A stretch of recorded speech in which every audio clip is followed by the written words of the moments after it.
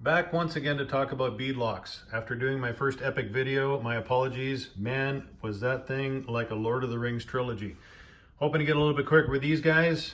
Stock axles off the 1987 Toyota 4Runner, the Marty. I didn't like the look of them. Yes, they are a nice scale look. Very thin tires, non-functioning hub. You know, off they go. Done. Upgrading to either the RC four-wheel drive 4-piece beadlock or the Hobby Details 1.9 4-piece beadlock. Each one has their own details. This is, you know, so-called the Cadillac of beadlocks. This is the economist of beadlocks.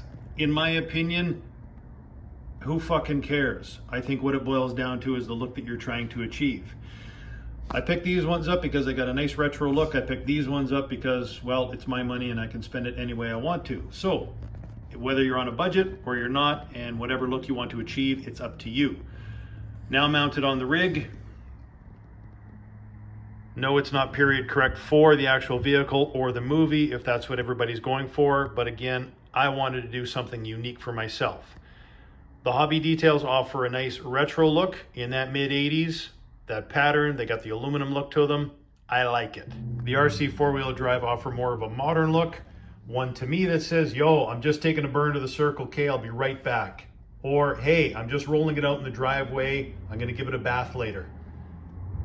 As mentioned before, there's hundreds, if not thousands of these things on the market.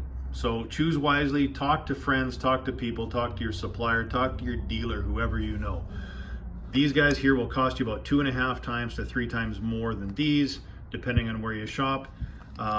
I find that the more money you spend on something and you blow a screw, strip a screw, well, you know what, it's your fault. If you spend less money on something and you strip a screw, you're so easy to blame the manufacturer saying it's a poor quality product. That statement is absolute bullshit. I have not had an issue with either of these.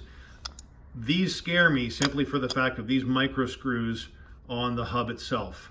That's the part that really gets to me. And if I blow one of those out, good luck on trying to get one single part to replace it. So again, you got your overall look. You saw what the other side looks like.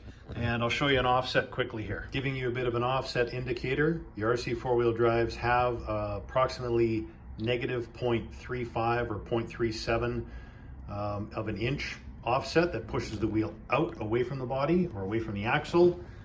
And the Hobby Details have, I believe, approximately a negative 0.15 or 0.16 inch of an offset pushing the wheel away from the axle.